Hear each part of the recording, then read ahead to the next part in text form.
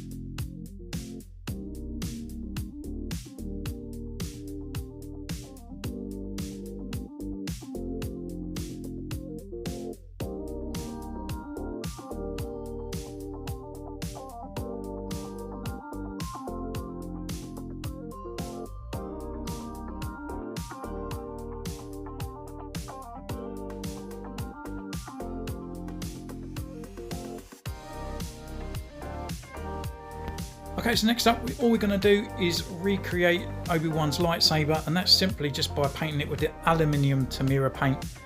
Just getting that base coat down first, and then we're going to use a Tamiya black and also gold paint as well to finish off the lightsaber to get the look.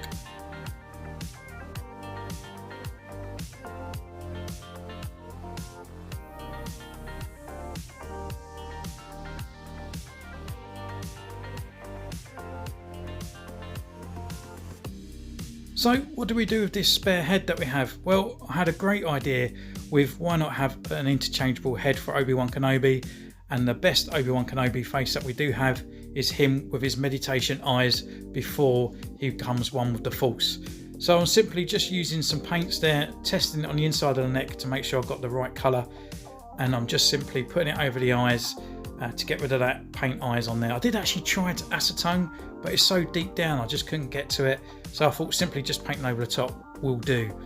I'll apply the details down below of what paints I did use, but it's always a combination of a white, the red, and I've got this kind of buff titanium, which is that kind of skin colour there that you see. Mainly it's that colour with a little bit of the red and a tiny little bit of that white, just to bring it into a kind of a pinkish line, and away you go. And then simply using Tamiya white, I'm just going over the head.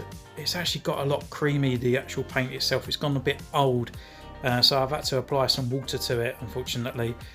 So I guess after lockdown, we'll be hitting those shops to pick up some more paint.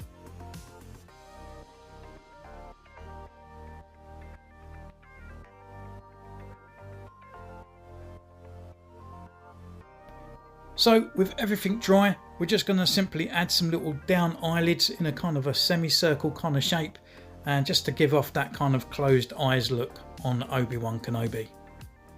So with Obi Wan nearly coming to an end, I swapped over the sort of lightsaber blade. I didn't like that milky blade, so I was going through my kind of fodder box and found an old Anakin / Luke Skywalker lightsaber to put it in there, and now he can join the other Obi Wan Kenobis.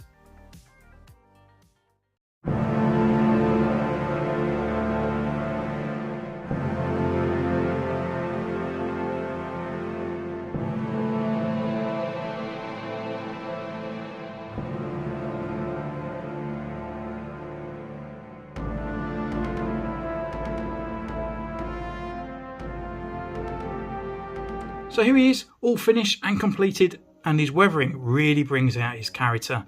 It was a great sculpt by Hasbro to begin with, but it was just a bit bland. It was just kind of hidden away, just the actual creamy kind of beige. It's just really bland. But bringing that extra kind of weathering in there adds that extra depth, and it just brings that character to life, and he looks phenomenal with it. And this is a great way to become into a bit of weathering and stuff like that. We've had the new Boba Fett out there and stuff like that, because it's quite daunting to get like a black wash, isn't it? It's just, you know, using paint on a figure, an official figure, just because you're not happy with it, but you don't want to do it because it's just paint. It just sounds so, well, permanent. So these kind of Tamiya weathering master kits that you saw me using the actual tutorial, they're absolutely fantastic, and I will put a link down below for an actual picking them up on Amazon. Just simply using the powder, you can simply build them up. Oil stained, burnt red, rust, soot, snow, you know, it's phenomenal, and it works really well. You can wash it off because it is just a powder base, but because it's a powder as well, it fits really well into this guy's texture. It just really just gets right in there, and it doesn't sort of fall off as kind of anything else. I mean, I did used to use them on the Clone Troopers. That's great, they look fantastic. A couple of years later, I am looking at kind of a little bit of a stained kind of Stormtrooper, and that's why I went back and re-weathered them sort of over Christmas time before the sort of main collection. But it's a really good way to start, and just sort of putting this powder on, it's less of a permanent kind of thing of those figures, just in case you're scared of destroying them. So looking over at Obi-Wan himself, we can get a full kind of picture of him. Obviously you don't really get a full picture through the tutorial. So his lightsaber we have repainted from that very standard gun grey there, added the extra kind of black and the golds on there, and onto the belt part here. The lightsaber itself, the actual beam, so we changed over that milky beam and we put this one in here. I'm not too sure what lightsaber it come from. It was definitely a Anakin lightsaber, but it could have been Luke's, rays and whatnot. It's very similar to Anakin's one. It's one of those ones that are really rubbery and vinyl-y. And I just don't like those type of lightsabers at all. Just think they're awful. And normally if I have extra, I'll swap them over. So that one's actually belongs to one of those other lightsabers, and it fits really well. I think it's exactly the same beam with the same peg as well. So yeah, I'm actually quite pleased with that one. So taking that out, and really obviously with the robe, it hides everything that we've added to this figure. But before we do that, we'll look over the new head that we're giving him. So obviously using the previous head from the last figure, I wasn't too sure really what to do with it. Otherwise it's just going to end up in the cannon or the fodder box. So yeah, we just reapplied some more white paint over there. It's not the greatest. My paint's gone a little bit tacky where I've been in lockdown. I can't get out there, to be honest. And then what we've done, we just literally just painted over the eyes as best as I could to match in that skin colour on there, and placing his eyelids a little bit lower down. We've actually made him do a meditation Obi Wan Kenobi, and I think actually it's pretty cool. It's quite a good gimmick to have, especially if you're just going to do a head swap. It's quite a nice thing to have, because otherwise that other head's just going to go and be thrown away. So yeah, it just adds really nice and looks pretty cool. I was kind of looking at the actual detail on here, and you can actually see as well, even though like this one's a lot better, the actual sculpt is more prominent in it. You can see those lines above his eyes. Even though it is there, it's not as sort of like as sort of deep. Even these sort of like frown lines here, they're not as deep as they are on this figure. So anyway, taking all this off, putting it back on, and that's the good thing about these guys being the older figure, is actually it's easy for head swap, and we don't have to keep boiling it every time we take it off. But taking off his robe, we can get a full look at his weathered, stained kind of look on there. And I must admit, I'm really proud how it's turned out. So we kind of finished off the bag a little bit, because obviously back then the details, they were never really to the core.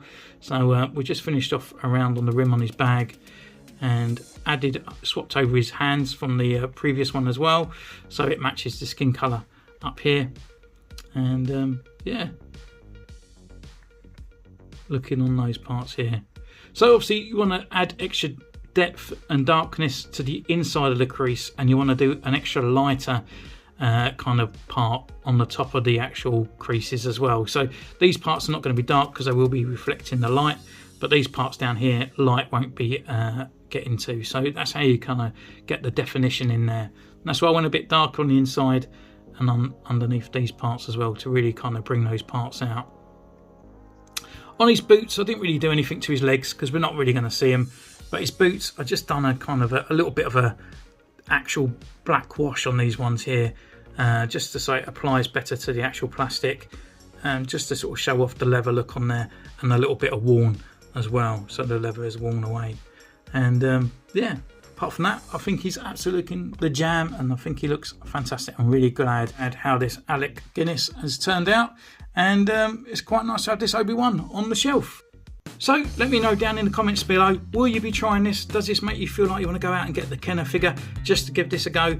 And also, if you use any of this kind of tutorial and all the bits that you need, then it'll be down in the description below. I have done a kind of like an Amazon kind of thing on there, so I am affiliated with Amazon now, so if you do purchase through the links, it all comes through back and helps out the channel just slightly as well. So thank you once again for joining me on this one. Please comment down below, you can subscribe, and you can follow me on Instagram where I'll be showing more pictures of this guy. So until next time, take care, and I'll see you soon. Bye.